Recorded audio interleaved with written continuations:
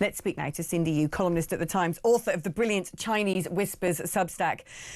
Cindy, it seems to me from the very beginning of his premiership, Sir Keir Starmer has wanted to have a very different relationship with China than perhaps his predecessors, although not that dramatically different if we're going to be pragmatic about this.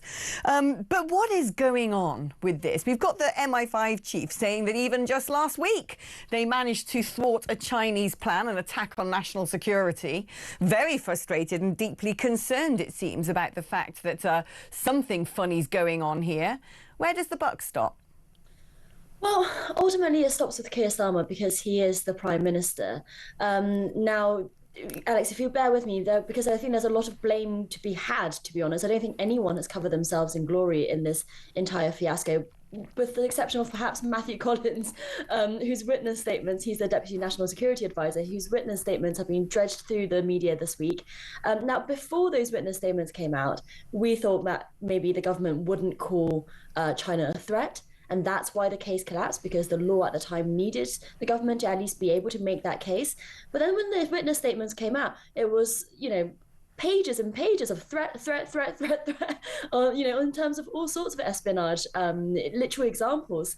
And so then the question becomes, why did the CPS not think that was enough to pursue that line of argument? And now the MPs are basically hauling Stephen Parkinson in front of them, asking him a series of very particular, specific questions to get him to explain. But the reason I say the buck stops with Keir Starmer ultimately is because we also have known, the Number 10 has admitted, that they knew the case was going to collapse 2 days before the trial did collapse.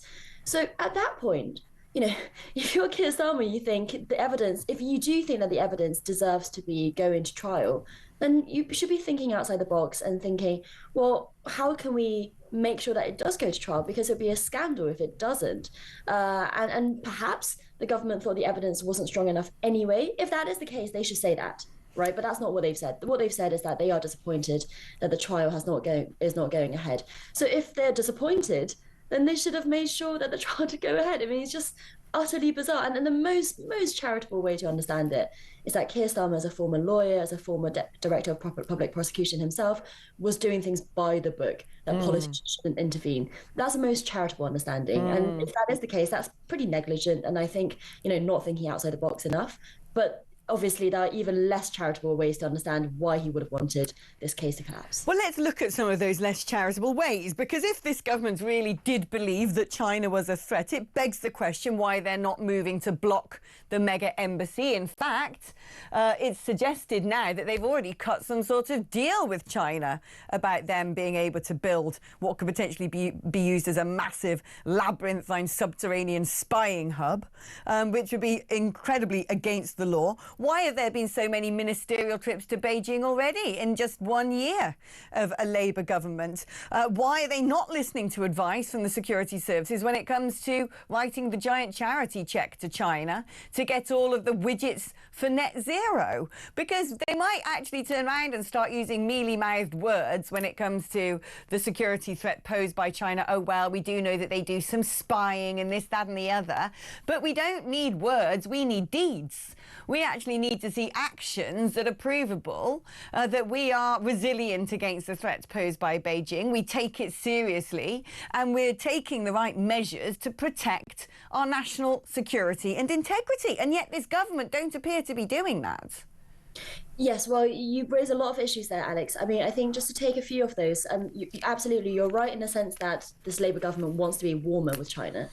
If you look at the economic situation that they have, this week news that the British economy has been growing, but 0.1%. Barely growing at all.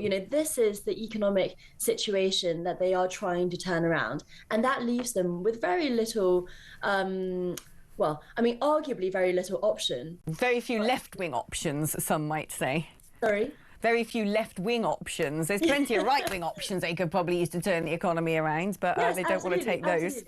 Yes, exactly. So I mean, part of the package of boosting growth is not to basically screw China around as well. But if the economy was doing better, I think they would have more leverage. And then the net zero thing, I think is so interesting because what we've done in this country, and Boris Johnson recently admitted that he regrets the net zero 2050 target, because what has happened is that this target was set without really a roadmap of how to get there with British goods or with goods from British allies, and pushing the UK into using Chinese supply chains without actually having our own manufacturing supported at all. You know, the UK used to be very, very good at wind.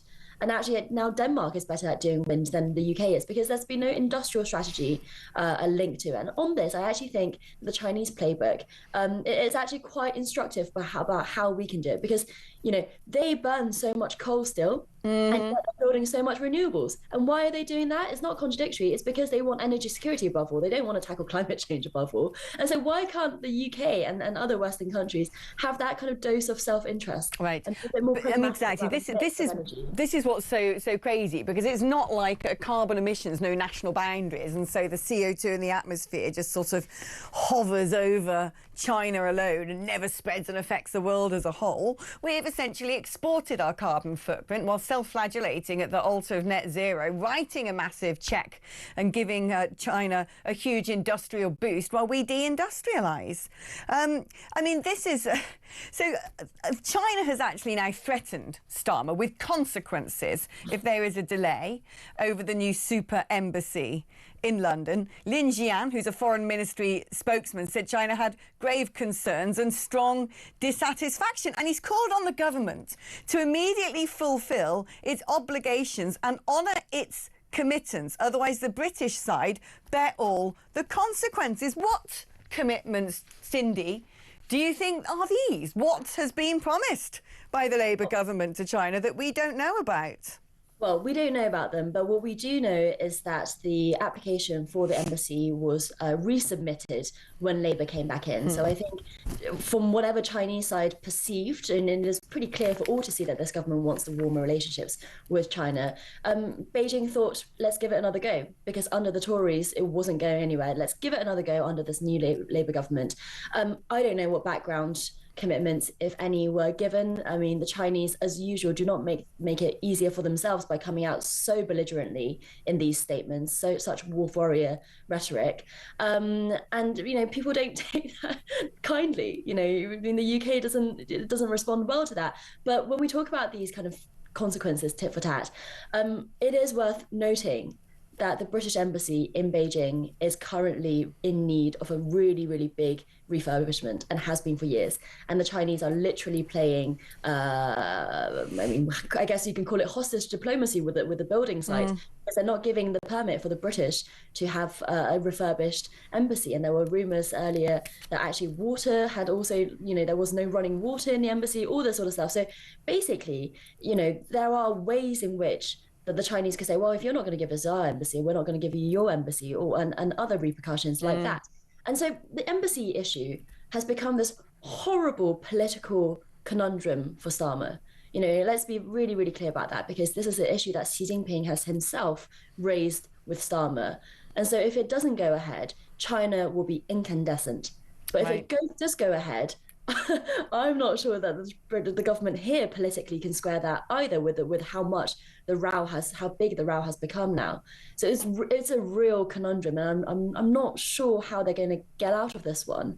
One thing that I think that one concern that people do have is about, you know, the wider capability of espionage that comes from this super embassy, right? And that's on these alleged cables, which we haven't had confirmation of their existence yet. So it would be really, really good if the intelligence services would give us their assessment on the record of what they think those are. I mean, I don't know, maybe that's not possible because it's classified, but it seems pretty important to this decision if they think that the risk can be managed or not at all. If they don't think the risk can be managed, we shouldn't be having this conversation at all. You know? Perhaps actually our intelligence services are playing a very shrewd game and making sure that the Chinese aren't aware that we can actually thwart whatever dastardly espionage plans that they have. At least it'd be nice to hope so. Cindy, thank you ever so much for coming on the show. Cindy, you columnist at The Times, author of a brilliant Substack, Chinese Whispers.